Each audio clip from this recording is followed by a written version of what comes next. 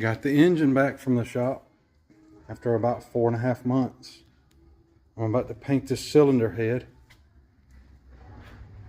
Got all the pieces and parts, got the cam, the oil pump, lifters, even the gaskets. So I'm going to show you all this stuff and we'll get started assembling it.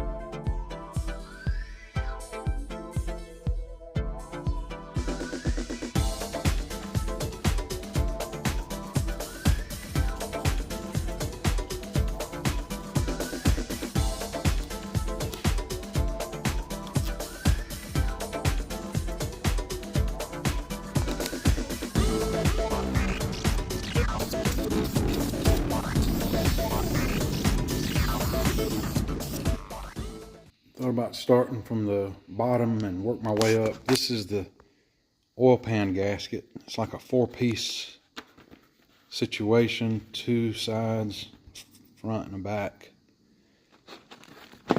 And the oil pump is new. I got to take this pickup, clean it up, and reuse it. All right, I got this thing turned over, so let's talk about what's been done to it. First of all, the crank was turned. It has new pistons and rings. The block has been decked. The cylinders have been bored 30 over.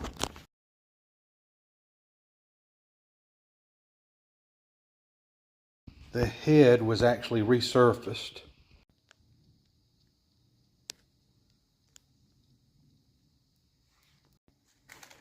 Got the valve job done. We've got new main bearings, cam bearings. They hot tanked it, put new freeze plugs in it. And like over here, we've got the cam and some of the parts, lifters, push rods down here. And I'm about to put the oil pump in. Now when you take an engine to the shop, they don't want a bunch of bolts just threaded into place. So I made this little thing here. And there's my oil pump bolts waiting for me for almost 5 months. All right, so I'm putting the oil pump on, and the machine shop that assembled this put the stud on the wrong side. This stud's got to be on this side and this regular bolt on this side.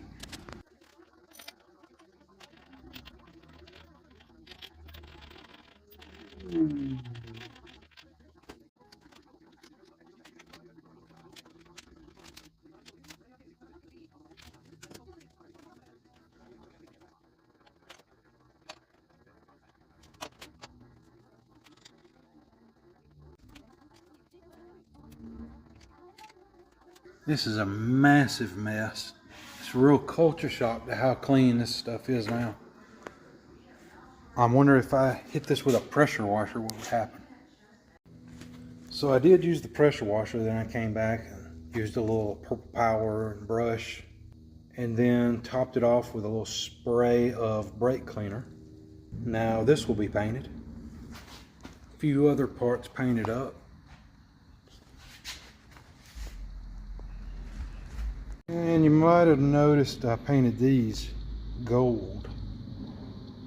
Just had some gold on the shelf, said why not. From the last video, you may remember I tumbled a bunch of nuts in this tank to clean it out. I ordered a magnet and it does the trick. There's about 200 more of those in here though. So I'll be busy for a minute. I think 200 was an understatement. All right, that's about as clean as this is going to get. I'm really impressed. And I plugged that, so now it's time for the sending unit to go in. Got this cleaned real good. The O-ring goes right into place. Had to bend these tabs a little bit to make it fit.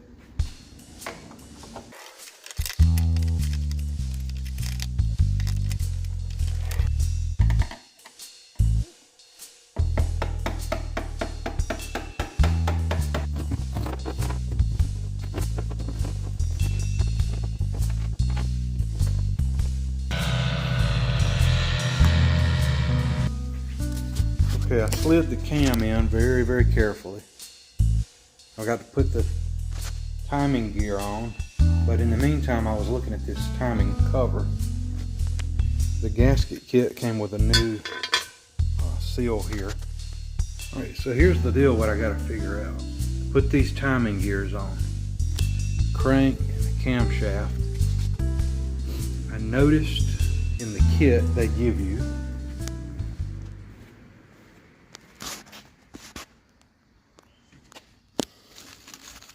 the crank gear is the smaller one and the camshaft is the larger one. You see the little two dots that line up. Alright, and then you get a headache kit separately. It's got the little keys and the spacers and stuff. What they don't give you is this. Here's my old cam with its cam gear. This is the part that I don't have. I've got to figure a way to get this off of this cam just to access this part. Then I can move forward.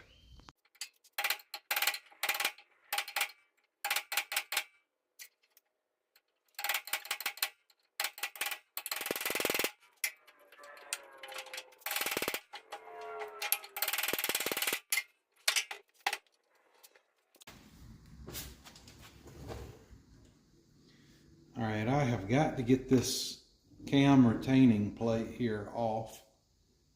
I don't really care about this camshaft or this gear, but my idea is that maybe I could pull this gear off to access that. Let's see if this works or not.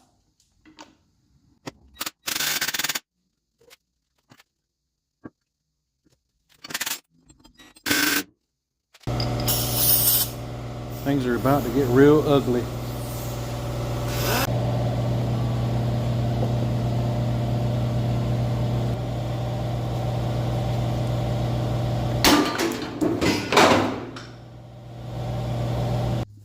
Alright, now I feel like a moron. I should have hit this thing that way with the sledgehammer, because as you can see, the part that I was really wanting to save broke with the sledgehammer hit. That thing is not made out of much. Look at the way that's made. That's not very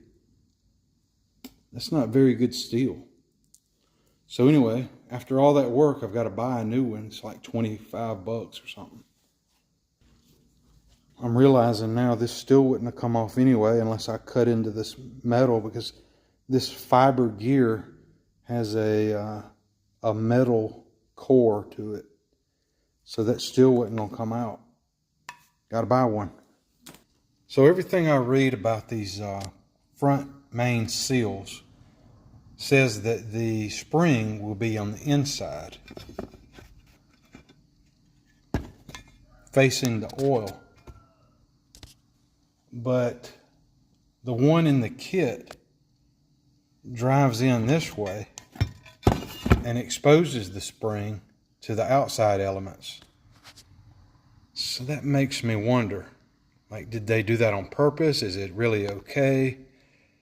It's left me scratching my head.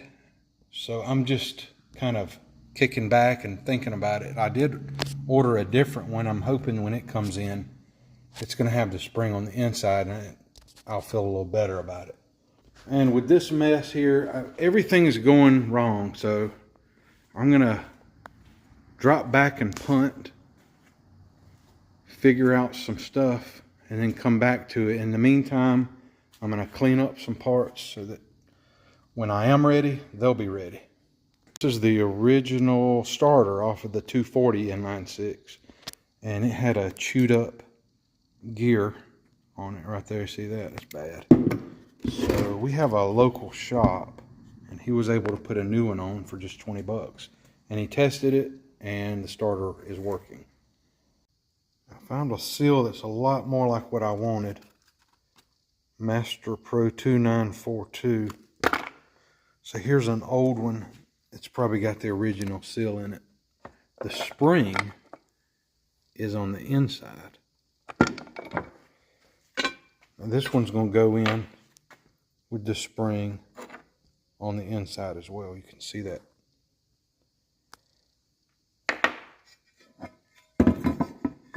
So it'll press in that way.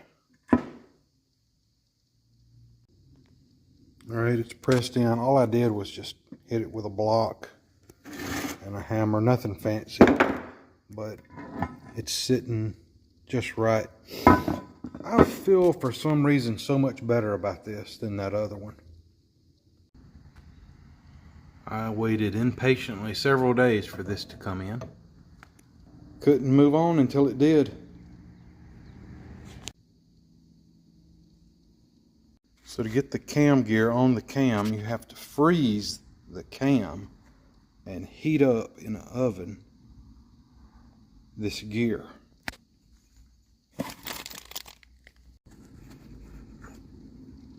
This is different on one side.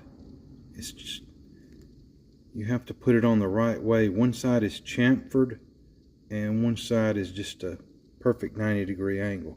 I'm going to figure out which way it goes before I go any further, but I could go ahead and take the cam out and put it in the freezer. That's what I'll do right now. Here's the cam out of the engine. I put it in a trash bag to keep it clean while it's going to the freezer.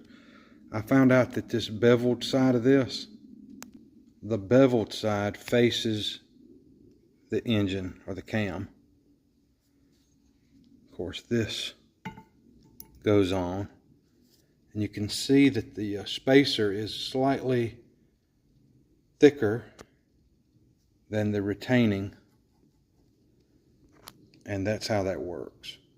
Now after this gets frozen, of course this stuff won't be on it while it's freezing, but I'll put this stuff back on and the key, and then the cam gear will be in the oven heating up.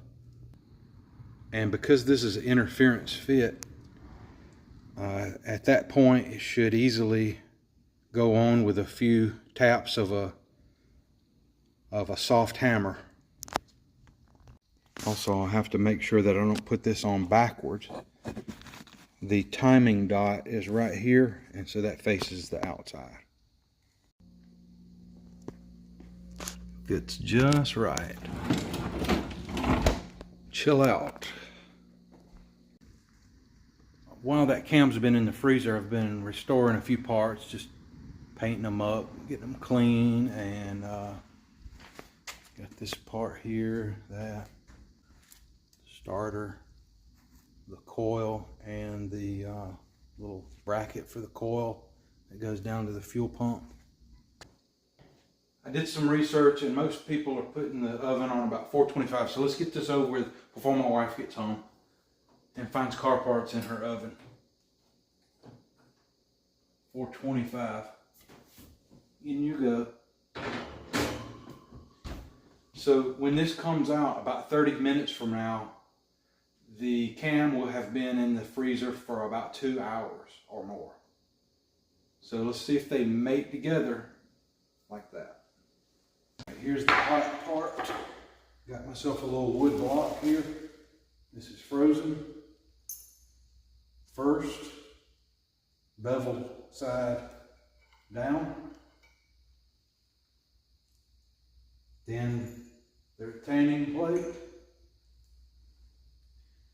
Then the key.